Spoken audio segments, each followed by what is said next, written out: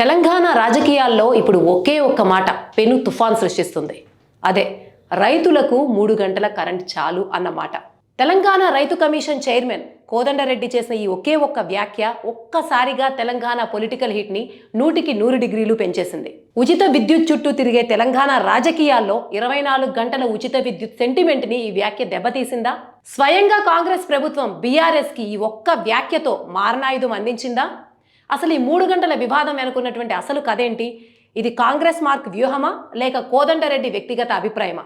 దీని గురించి deep down analysis ఇప్పుడు మీకోసం. అసలు ఈ 3 గంటల కరెంటు వివాదం గురించి అర్థం చేసుకోవాలంటే అసలు ఏం జరిగింది, ఆయన ఎప్పుడు ఈ కమెంట్ చేశారు అన్న దాని గురించి తెలుసుకోవాలి. సో ఆ నేపథ్యంలోకి వెళ్తే ఒక ప్రెస్ కాన్ఫరెన్స్లో మాట్లాడుతూ తెలంగాణ రైతు కమిషన్ చైర్మన్ కోదండరెడ్డి ఒక కమెంట్ చేశారు.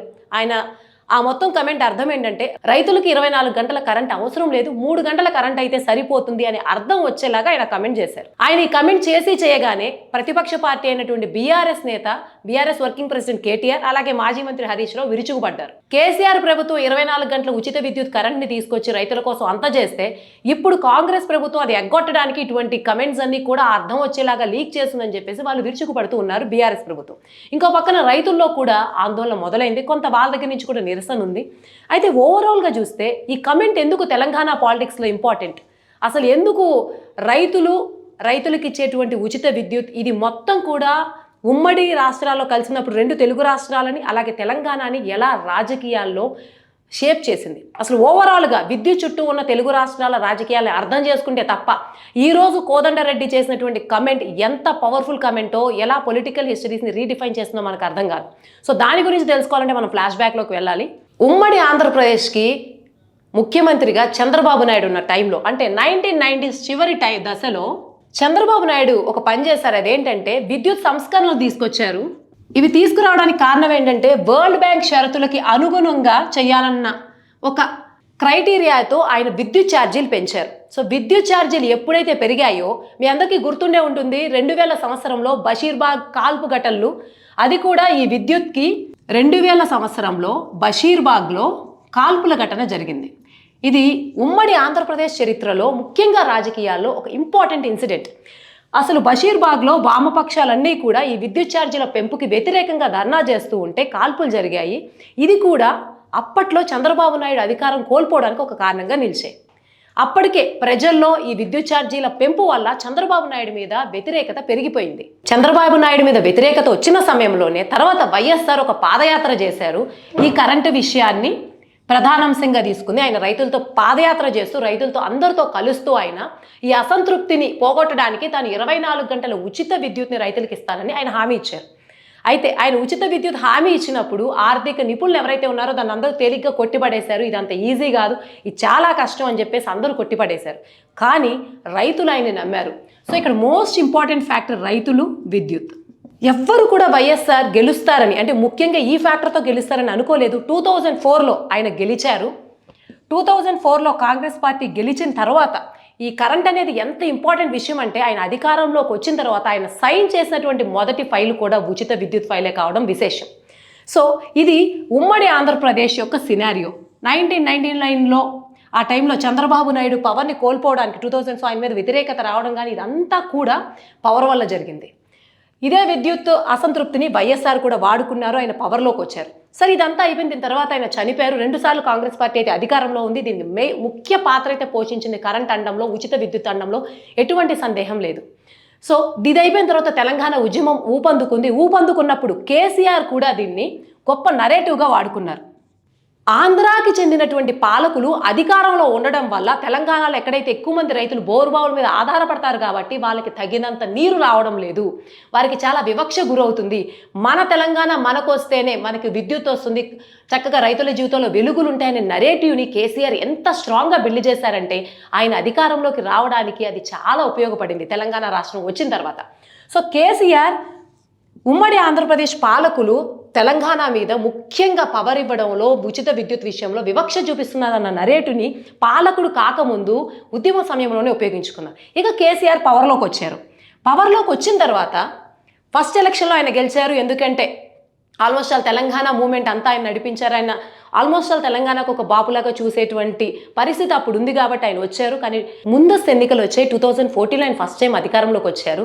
జనవరి 1, 2018 ఈ తారీఖు నాడు, అంటే ఇంకా చెప్పాలంటే నెక్స్ట్ టర్మ్ ఎలక్షన్ వచ్చే సమయంలోనే కేసీఆర్ రైతులకు ఉచిత విద్యుత్ అనౌన్స్ చేస్తూ దాని మీద సంతకం చేశారు.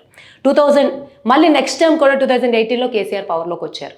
సో ఓవరాల్గా చూస్తే కేసీఆర్ ఉద్యమ కాలంలోనూ కూడా ఉచిత విద్యుత్ ఈ నెరేటివ్ను వాడుకున్నారు. విద్యుత్ విషయంలో వివక్ష జరుగుతుందని కరెక్ట్గా సెకండ్ టైం పవర్లోకి రాకముందు వచ్చే ఎగ్జాక్ట్ ఆ టైంకి అటు ఇటుగానే ఆయన ఉచిత విద్యుత్ ఫార్మర్స్కి ఇస్తూ సైన్ చేశారు. దీంతోపాటు ఆయన రైతు బంధు కూడా ఆయన రెండోసారి అధికారంలోకి రావడానికి ఎంతగానో ఉపయోగపడింది. సో ఓవరాల్గా చూస్తే 1990 దశకం చివరి నుండి కేసీఆర్ అధికారంలో ఉన్నంత వరకు చూస్తే కరెంట్ అనేది, పవర్ అనేది ఎంత పవర్ఫుల్ ఫ్యాక్టరో అర్థమవుతుంది. అయితే మరి రేవంత్ రెడ్డి ప్రభుత్వం అధికారంలో రావడానికి ఎలా ఉపయోగించుకుందని దాన్ని కనుక మనం చూస్తే ఆల్రెడీ వైఎస్ఆర్ అందరికీ ఉచిత కరెంట్ అనౌన్స్ చేశారు. తర్వాత ఈయన ఫార్మర్స్కి ఉచిత కరెంట్ అనౌన్స్ చేశారు. అయితే రేవంత్ రెడ్డి ప్రభుత్వం దీంతో పాటు గృహజ్యోతి పథకాన్ని తీసుకొచ్చింది. ఈ గృహజ్యోతి పథకం చాలా సక్సెస్ఫుల్ అయింది.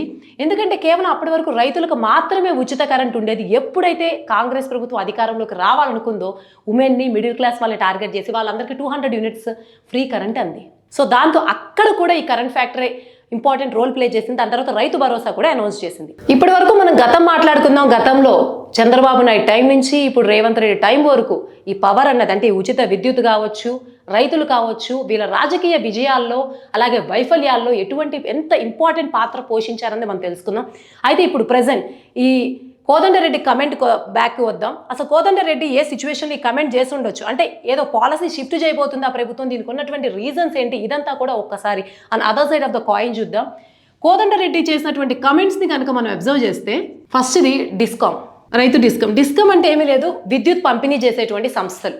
సో ఎప్పుడైతే ఉచిత విద్యుత్ని ప్రభుత్వాలు అనౌన్స్ చేస్తూ ఉన్నాయో, అలాగే విద్యుత్ సబ్సిడీలు అనౌన్స్ చేస్తూ ఉన్నాయో, డిస్కమ్ సంస్థలు అన్నీ కూడా వేల కోట్ల నష్టాల్లో మునిగిపోతూ ఉన్నాయి.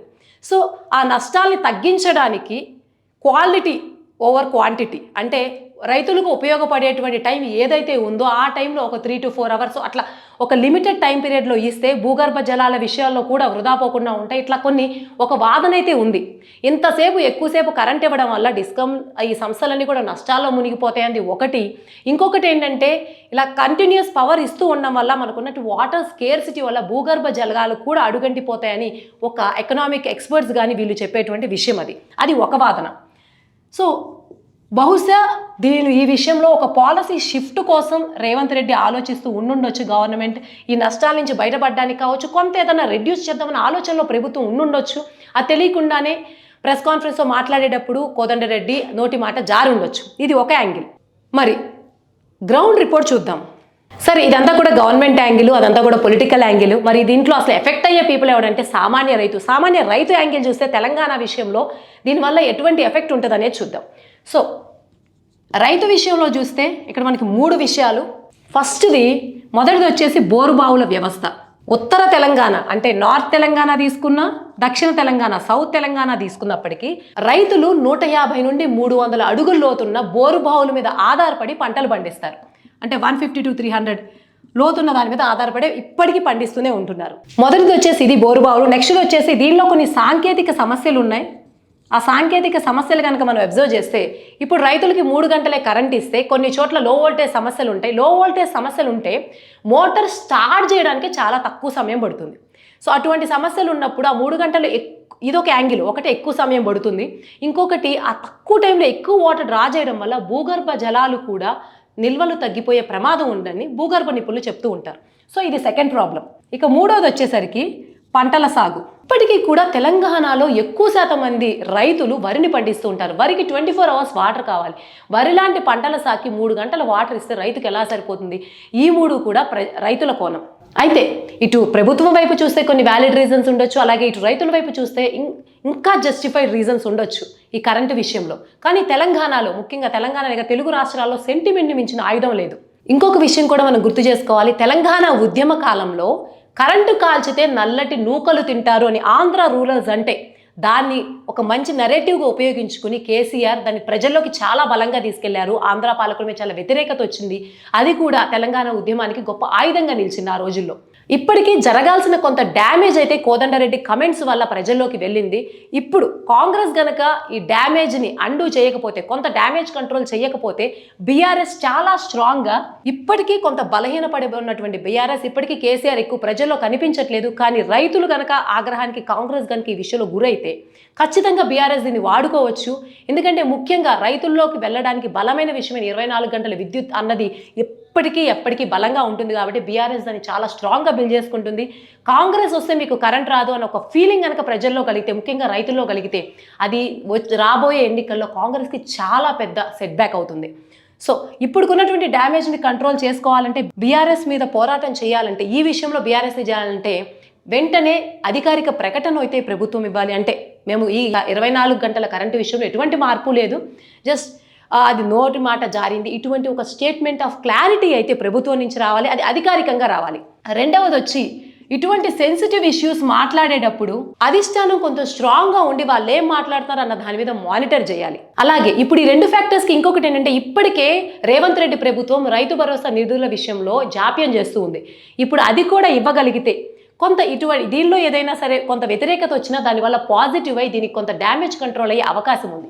So third factor Rythu Bharosa.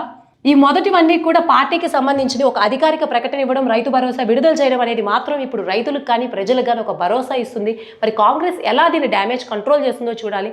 ఓవరాల్గా ఈ విద్యుత్ విషయంలో, ఈ 3 గంటల కరెంట్ విషయంలో కాంగ్రెస్ ప్రభుత్వం ఎలా రియాక్ట్ అవుతుందో చూడాలి. సో ఓవరాల్గా ఈ విషయం గురించి మీరేమనుకుంటున్నారో కమెంట్స్లో తెలియజేయండి.